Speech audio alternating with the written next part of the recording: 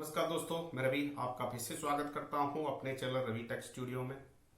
तो दोस्तों, चीन ने एक बॉर्डर इश्यूज के लिए एक नया लॉ अभी रिसेंटली में पारित किया है, जिस लॉ का नाम है the land of borders law, जो कि चीन इसको 1 जनवरी 2022 से लगाने वाला है। तो इस लॉ में एक्चुअली है क्या और किस तरह से ये लॉ उसके बॉर्डर इश्यूज को निपटने में उसकी मदद करेगा और दूसरे जो देश हैं उनको उनके लिए ये प्रॉब्लम का सबब भी बन सकता है। तो चीन ने रिसेंटली लास्ट मंथ अपने बॉर्डर इश्यूज, जो कि टोटल 14 कंट्री हैं जिनके साथ में वो लैंड बॉर्डर शेयर करता है और 2 कंट्री है उनके साथ में सी बाउंड्री शेयर करता है। तो इन टोटल 16 कंट्रियों के लिए अपने सीमा से जुड़े जितने भी मामले हैं उनमें अगर कोई प्रॉब्लम आती है तो उस पर क्या एक्शन लेना है, उसको लेकर कुछ नियम तय किए हैं। तो जनवरी 2022 के बाद चीन इन सारे मुद्दों पर नए नियम के तहत समीक्षा और कार्रवाई करेगा। तो किस वे में इनमें चेंजेस लाया गया है, जैसे कि पहले जब भी कोई बॉर्डर इश्यूज होते थे तो उस बॉर्डर इश्यूज में जो डिसीजन लिया जाता था तो सेंट्रल गवर्नमेंट और सेना के प्रतिनिधित्व के आधार पर वो डिसीजन लेते थे कि हमें इस बॉर्डर इश्यूज को रिजॉल्व करने में क्या बात करनी है। अब जहां तक ये कंप्लीटली लॉ ही चेंज कर दिया गया है, अब जो ये अधिकार था जो कि डिसीजन मेकिंग पहले सेंट्रल गवर्नमेंट के इन्फ्लुएंस के साथ में होती थी, अब इस नए नियम में सेंट्रल गवर्नमेंट का इन्फ्लुएंस कम कर दिया गया है और ज्यादा से ज्यादा डिसीजन जो लिए जाएंगे वो अब सैनिक तौर पे लिए जाएंगे।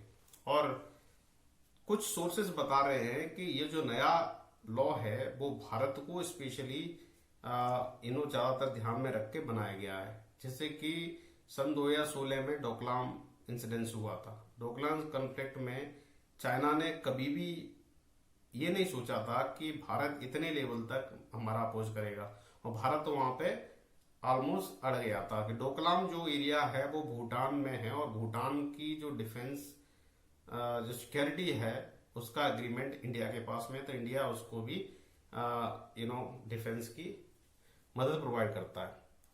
तो चाइना ने सोचा कि क्यों ना इस भूटान एक छोटा सा कंट्री है, इसके एरिया को दबा लिया जाए, क्योंकि उसका जो चाइना की जो एक्सपेंसिव पॉलिसी है जिसकी बदौलत चाइना का इतना बड़ा एरिया उसने डेवलप किया है over the period of time, वो हमेशा एक्सपेंसिव पॉलिसी में बिलीव करता है और धीरे धीरे कब्जा करता जाता है और देखता है कुछ नहीं होता है तो उस कब्जे को पुख्ता कर देता है।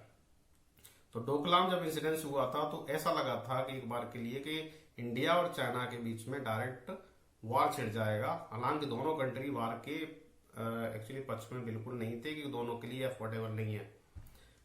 तो उसमें चाइना को बुरी तरह से किरकिरी झेलनी पड़ी और उसके बाद में अभी पिछले 2-3 साल से स्टार्टिंग फ्रॉम 2018 एंड 19 और 20 इसके बीच में कई सारे अभी इतने इंसिडेंट्स हुए जिसमें कि छोटे लेवल पर इंडिया और चाइना की सेनाएं आपस में भिड़ गई। राइट, एक इंसिडेंट हुआ था जिसमें कि वो आपस में भिड़ गए डंडे और लाठी से।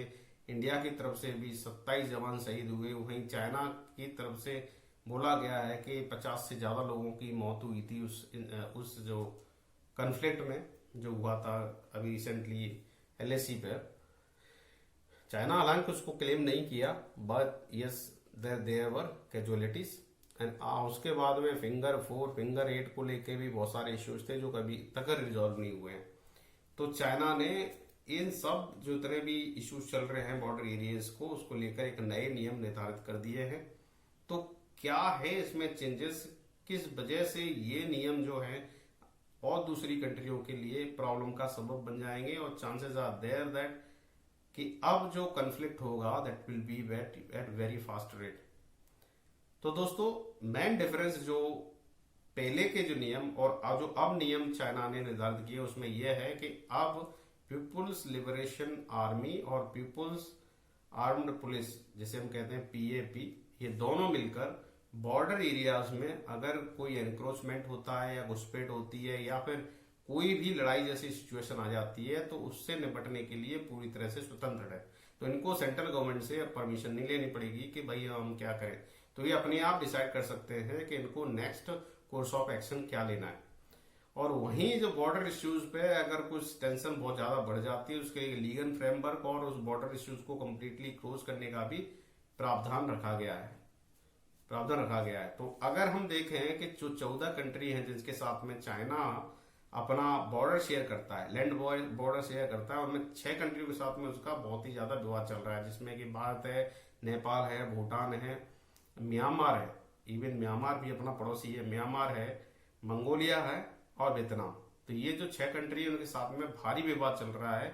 उसके कई सारे हिस्सों पर चाइना इलीगली कब्जा कर चुका है। इंडिया में प्रॉब्लम है लद्दाख को से लेकर एलएसी पे भी वो कई पर किलोमीटर के एरिया को क्लेम करता है। इवन अरुणाचल प्रदेश को आज तक क्लेम करता है Arunachal Pradesh the part of the China.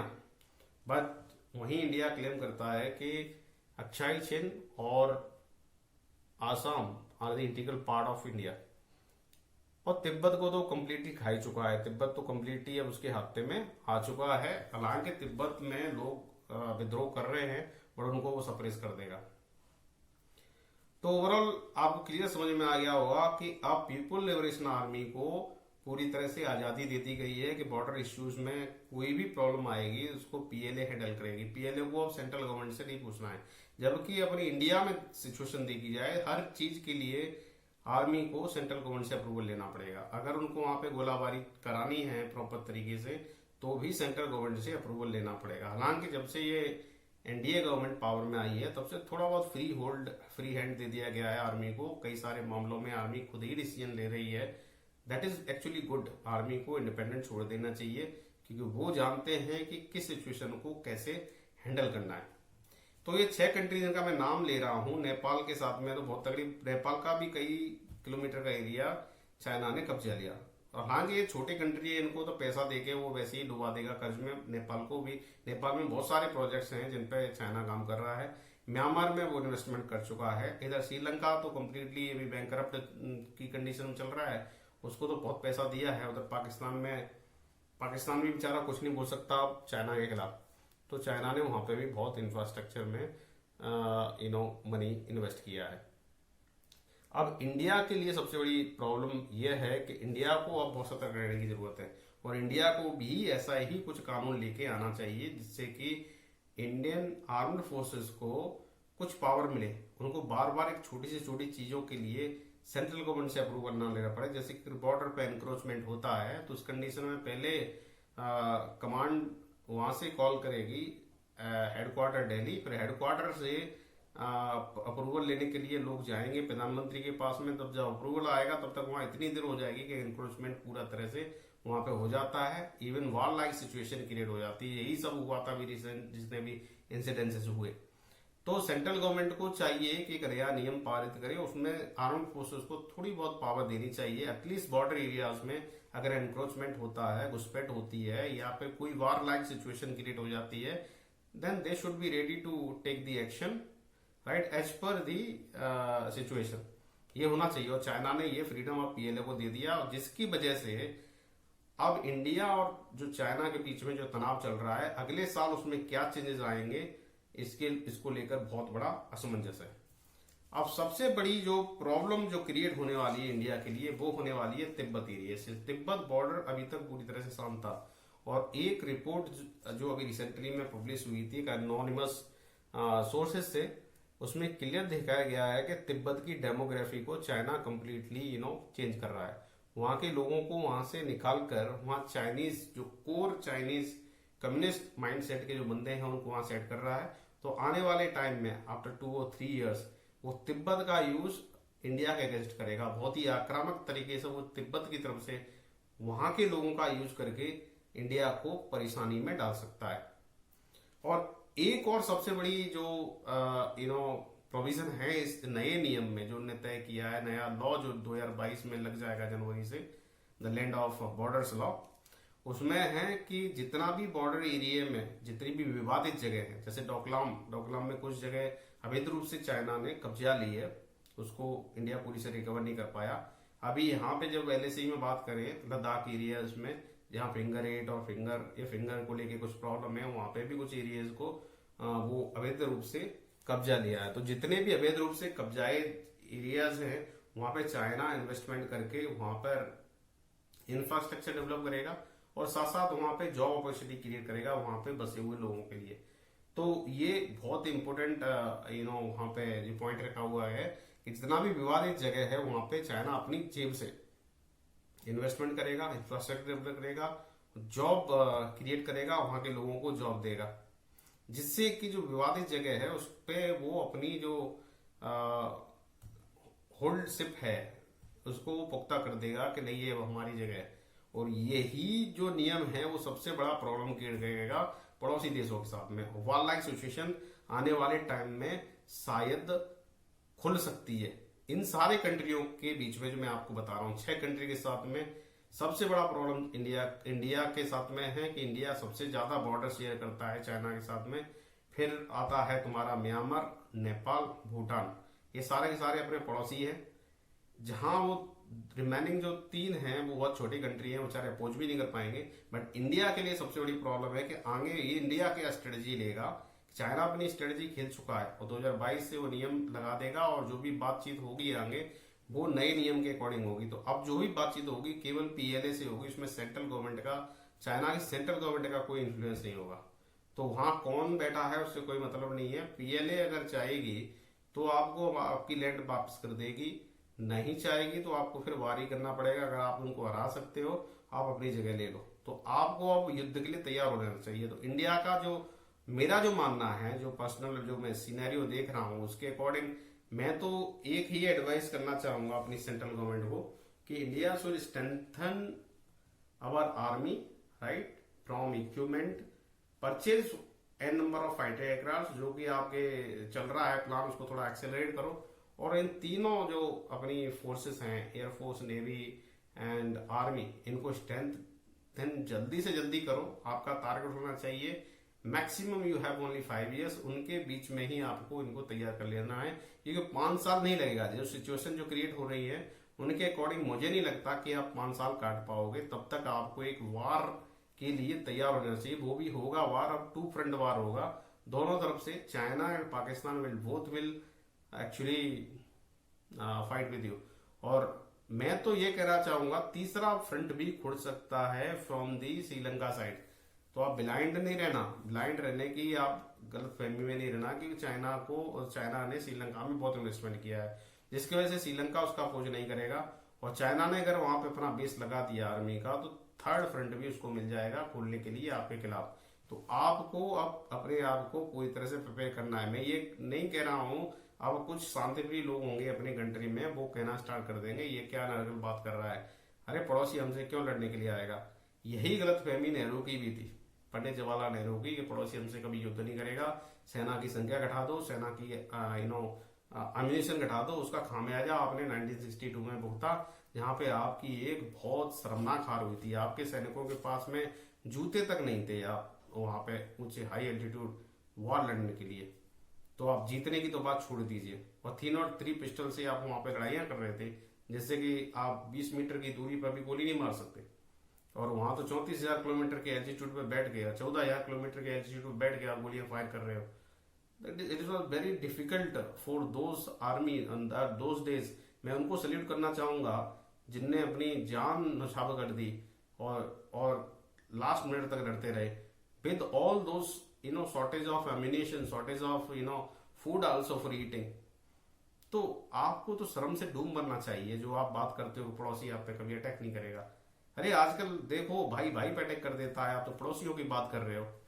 तो प्लीज ये मेरा एक as a concern citizen of India मेरा रिक्वेस्ट है सेंट्रल गवर्नमेंट से, please start preparing for this. You are having only less than 5 years to prepare yourself for 2 front war, और वो होके रहेगा। आप ये समझ रहे हो कि आप कूटनीति या चाणक्य नीति से उसको अवॉइड कर दोगे, वो नहीं होने वाला।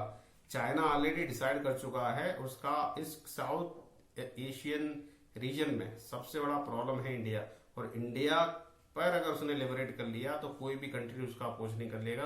और वो सुपर पावर होके रहेगा। तो अब इंडिया को सोचना है कि how you will survive, how you will tackle the challenge given by these two country. One is भिखारी पाकिस्तान और दूसरा चाइना। भिखारी तो आपके सामने एक घंटे नहीं टिक सकता। चाइना के लिए आपको क्या करना है वो आप स्ट्रेटेजी तैयार करो। आई नो दैट चाइनीज के पास में बहुत बड़ी सेना है, पर सेना बड़ी और छोटी होने से मतलब नहीं होता है। Our Indian soldiers are highly capable. उनको पहले स्ट्रेंथन करो from organisation point of view, give them modern technology warhead, then you leave the soldiers in front of any kind of enemy, they will destroy them. I am damn sure they will destroy any army in the world. तो central government को अब सोचने की बहुत ज्यादा जरूरत है। तो ये जो बेफालतू के प्रोजेक्ट्स हैं, लाइक फॉर एग्जांपल मैं एक मनरेगा की बात करूंगा। क्यों चला रहे हो मनरेगा? क्या जरूरत है इसकी? इससे क्या हेल्प मिल रही है? मैं देखता हूँ गांव में मनरेगा का मिसयूज हो रहा है। कोई भी लेबर काम करता नहीं है, सारा का सारा पैसा प्रधान लोग खा रहे हैं जो कि सरपंच है। तो ये सारा बेफालतू की जो चीजें हैं, यहाँ पे 20-20 हजार करोड़ रुपए आप इन्वेस्ट कर रहे हो। 20 हजार करोड़ को उठा के डिफेंस बजट में डालो। आपको डिफेंस बजट को स्ट्रेंथन करना है, डिफेंस को मजबूत करो, क्योंकि कल आने वाले टाइम पर आपसे लड़ने के लिए लेबर नहीं जाएगी, डिफेंस को ही लड़ना है। अगर आपकी डिफेंस मजबूत नहीं होगी तो वो दिन दूर नहीं जब आप पे कोई और दूसरी कंट्री लिबरेट कर ले, तो वो दिन हमको देखना नहीं है। तो मेरा रिक्वेस्ट है, एज ए टैक्स पेयर, मैं भी टैक्स पे करता हूँ, मेरे जैसे कई सारे टैक्स पेयर्स होंगे, उन टैक्स पेयर्स के पैसे को इस तरह की बेफालतू की योजनाओं में ना लगाकर उसको प्रॉपर वे में, जो फर्स्ट प्रायोरिटी है, डिफेंस बजट में लगाया जाए और डिफेंस को मजबूत किया जाए। वरना इसका खामियाजा बहुत बड़ा भुगतना पड़ेगा हम सबको। तो I hope central government will take some action. तो दोस्तों, आप क्या समझते हो इस लॉ को लेकर जो चाइना ने अभी डिसाइड कर लिया है 2022 से लग जाएगा? Feel free to write in the comment section. मिलता हूं अगले वीडियो में एक नए अपडेट साथ। तब तक के लिए नमस्कार, जय भारत, वंदे मातरम।